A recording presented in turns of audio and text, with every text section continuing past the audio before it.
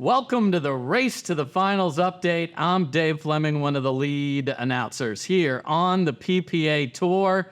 And I'm so glad you've joined us because we have such a great update because all the players are striving to qualify for that right there. The CIBC PPA Tour Finals happening November 30th through December 3rd out in San Clemente. It is a beautiful lifetime location, but you got to qualify to play in this. You can't just enter. And here's how the players qualified.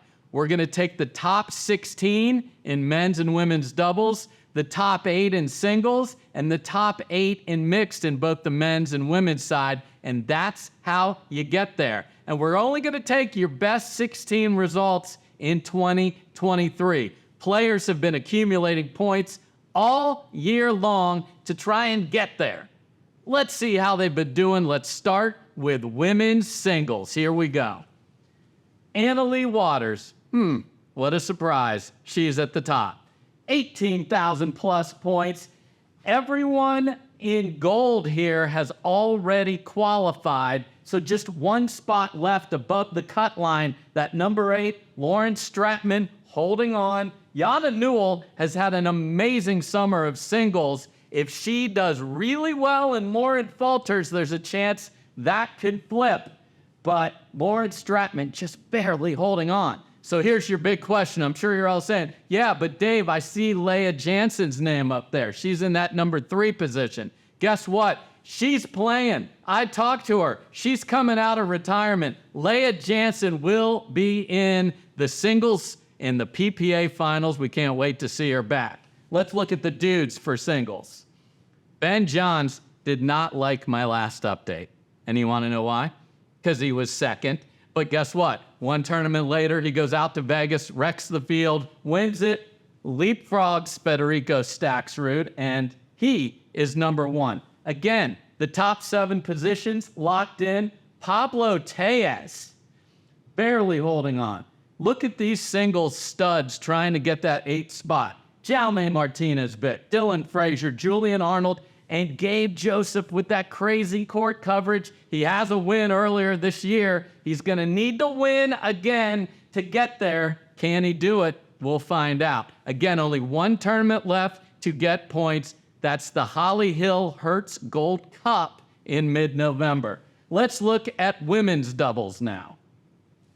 Again, no surprise, Anna-Leigh Waters. She has lost exactly 0 times on the PPA Tour this year in women's doubles. That's preposterous, but it's true. They have math that shows this. She's number 1, but just 12 spots have been secured so far. The red-hot Jackie Kawamoto, she's set. But look at these names that are at risk. Arina Terashenko, Yana Newell, Lacey Schneeman, and Jade Kawamoto, the lefty, all in position above the cut line now, but look who's chasing them down.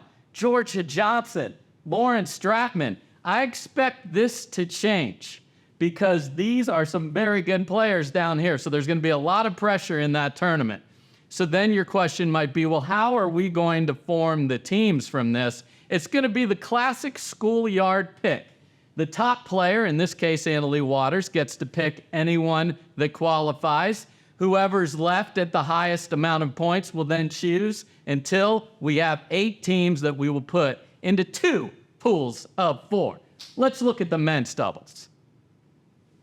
Ben and Colin Johns are comfortably at the top, and actually 15 of the 16 spots are set. It is only Deckel Barr who is holding on above this cut line right here. Khaled Dawson and Tyler Loon would have to have an amazing tournament to leapfrog Deckel Barr, still mathematically possible. And again, oh my goodness, the schoolyard pick. Do you love it as much as I do? Look at this. Ben will choose his brother Colin. They're right here. They love each other. They're family. Dylan Frazier is going to choose J.W. Johnson.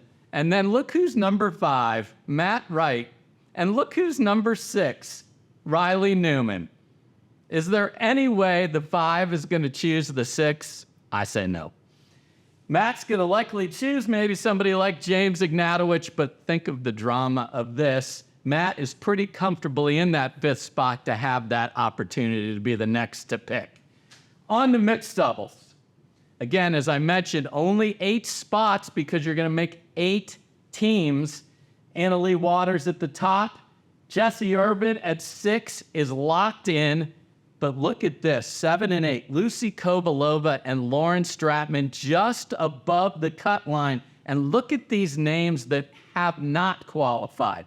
Leah Jansen, Callie Smith, Lindsay Newman, and Elise Jones, all fighting for their lives to get above that cut line and qualify for the PPA Finals. A lot of work to do for these ladies right down here. Next, let's look at the men in mixed doubles. 7 of the 8 spots locked down. Matt Wright is the only one, and it will take a Herculean 7,000 Andiamo screaming Julian Arnold to leapfrog Matt. He's in pretty good spot, but I am saying there's a chance, Julian. So again, 7 of the 8 locked in there. Travis Rettmeyer and below, too far to go, because here's how the points work at our final tournament for qualification. If you win at the Hertz Gold Cup, you get 1,000 points. Silver, 800. Bronze, 600. You lose the bronze medal match, 400.